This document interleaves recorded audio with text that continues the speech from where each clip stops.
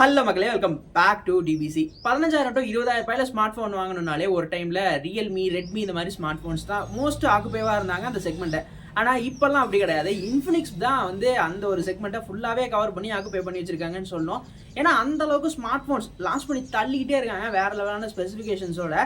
But ஸ்பெசிஃபிகேஷன்லாம் ரொம்ப நல்லா இருக்கான்னு கேட்டால் நான் அந்த டாபிக் பற்றி வரல. பட் நிறைய ஆப்ஷன்ஸ் கொடுக்குறாங்க. அது ஒரு சூப்பரான மேட்ரு. இப்போ அந்த வகையில் அடுத்த ஒரு ஸ்மார்ட் ஃபோன் லான்ச் பண்ணியிருக்காங்க இன்ஃபினிக்ஸோட நோட் 035G அப்படின்னு சொல்லிட்டு.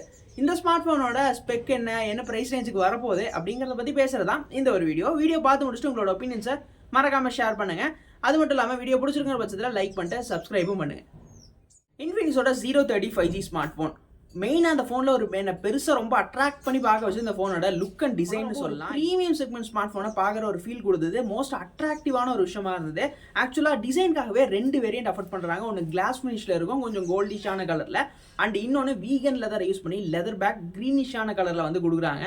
அந்த க்ரீனிஷ் கலரில் இருக்கிறதா என்ன ரொம்பவே அட்ராக்ட் பண்ணுச்சு. ஆக்சுவலாக மோட்டோட H சீரிஸை பார்த்த மாதிரி ஒரு ஃபீல் இருந்தாலும் நல்லா இருந்தது. பட்ஜெட் செக்மெண்ட்ல இப்படி ஒரு டிசைன்ங்கிறது கொஞ்சம் அட்ராக்டிவான ஒரு விஷயமா இருந்தது.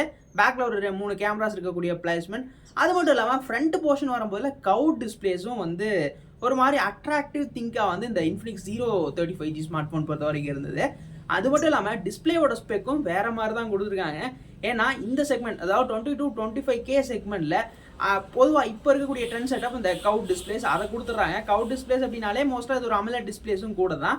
அது மட்டும் இல்லாமல் இதில் 144 ஹெர்ட்ஸ்க்கான ரெஃப்ரெஷ் ரேட் ஸ்க்ரீன் இருக்குங்கிறது தான் ஒரு பெரிய அட்ராக்டிவ். ஃப்ளிப்கார்ட்டில் அஃபிஷியலாகவே பேஜ் லேண்டிங் பண்ணிட்டாங்க.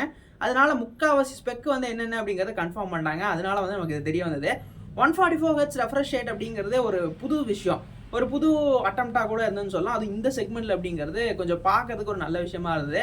ஆல்ரெடி கொஞ்சம் ரீசனபிளான ப்ரைஸிங்கில் இந்த 144 ஹெர்ட்ஸை மோட்டோ ஸ்மார்ட் ஃபோன்ஸில் தான் பார்த்தோம். பட் அது இப்போ 20 to 25K செக்மெண்ட்டில் பார்க்கறது கொஞ்சம் புதுசாக விஷயமா இருந்தது. அது மட்டும் இல்லாமல் 950 நிட்ஸ்க்கான peak brightness level screen maintain பண்ணுது. அண்ட் கண்டென்ட்லாம் பார்க்குறோம் அப்படிங்கிற பட்சத்தில் உண்மையாகவே ஒரு ப்ரீமியம் செக்மெண்ட் ஃபோனில் பார்க்கக்கூடிய ஒரு ஃபீலிங் எக்ஸ்பீரியன்ஸை இந்த கவுட் டிஸ்பிளேஸ் இன்ஃபினிக்ஸோட 035G கொடுக்குதுன்னு சொல்லலாம். கேமராஸ் மென்ஷன் பண்ண போல பொதுவாக பிரைமரி கேமராஸை சொல்கிற விட இப்போ வர ட்ரெண்ட் செட்டப் பார்த்தோம்னா செல்ஃபி கேமராஸ்க்கு மோர் தென் எக்ஸ்ட்ரா நிறைய எஃபோர்ட் கொடுக்குறாங்க. அந்த வகையில் பார்த்தோன்னா ஒரு 50 மெகாபிக்சல் 4K 60 FPS ரெக்கார்ட் பண்ணிக்கூடிய கேப்பபிலிட்டியில் இருக்கக்கூடிய ஒரு கேமராவை இங்கே கொடுக்குறது தான் பெரிய அட்டம்ப்டாக இருந்தது. ரீசெண்டாக ஒரு 2-3 நாளைக்கு முன்னாடி தான் விவோ V29e ஸ்மார்ட் ஃபோன் பற்றி வீடியோ போட்டிருந்தேன். அதில் தான் சொன்னேன் 50 மெகாபிக்சல் ஒரு நல்ல அட்டம்ப்டாக இருக்குது அப்படின்னு சொல்லிட்டு. பார்த்தா இன்ஃபினிக்ஸ் அதுக்குள்ளே கொண்டு வந்துட்டாங்க. அதுவும் செமையான ஒரு ப்ரைஸ் ரேஞ்ச்லேயும் எடுத்துகிட்டு வராங்க. பட் இது ஒரு நல்ல மேட்டராக இருந்தது. 50 மெகாபிக்சல் 4K வரைக்கும் 60 FPSல ஃப்ரேம்ஸ் ரெக்கார்ட் பண்ணிக்க முடியும் அப்படிங்கிறது நல்ல மேட்ரு. அண்ட் பிரைமரி சென்சார்னு பார்த்தோம்னா வழக்கம் போல் அந்த 108 மெகாபிக்சல் தூக்கி கொடுத்துட்டாங்க. மற்ற ஒரு அல்ட்ரா வைட் அண்ட் ஒரு மேக்ரோ இருக்கிற மாதிரி ஒரு விஷயம் அது அஃபிஷியலாக தெரில. பட் பிரைமரியாக ஒரு 108 மெகாபிக்சலுக்கான சென்சார் இருக்க போகுதுங்கிறது சொல்லிட்டாங்க.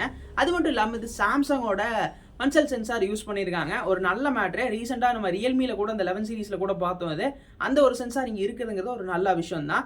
ஏன்னா பொதுவாக இப்போ இருக்கக்கூடிய செட்டப்புக்கு இந்த 108 மெகாபிக்சலுங்கிறது ரொம்ப நார்மலாகி போச்சு. அப்போ புதுசாக இதை இன்னும் கொஞ்சம் பெட்டராக காட்டணும் அப்படின்னா சென்சார்ஸ் மென்ஷன் பண்ணுறது நல்ல ஒரு அட்வர்டைஸ்மெண்ட் மெத்தடாக இருந்தது. அந்த வகையில் கேமராவோட குவாலிட்டி ரொம்ப எக்ஸ்ட்ரீமாக நல்லா இருக்கும்லாம் நான் சப்பா கட்ட மாட்டேன்.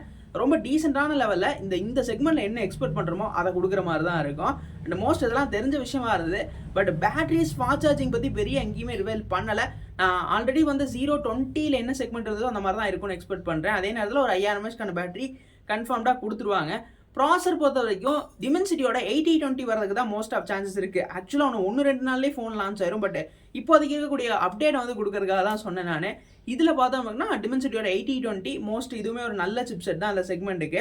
ஓவரால் பார்த்தோம் அப்படின்னா இந்த ஃபோன் ஒரு 20 to 25K செக்மெண்ட்டில் தான் எக்ஸ்பெக்ட் பண்ணுற மாதிரி இருக்குது. இப்போதைக்கு கன்ஃபார்ம்டும் ஆயிருக்கு. அந்த 1-2 நாளில் ஃபோன் வந்ததுக்கப்புறம் அதை பற்றி இன்னும் கொஞ்சம் டீட்டெயிலாக பேசலாம். இந்த வீடியோ உங்களுக்கு பிடிச்சிருக்குங்கிற பட்சத்தில் மறக்காமல் லைக் பண்ணிட்டு சப்ஸ்கிரைபும் பண்ணுங்கள்.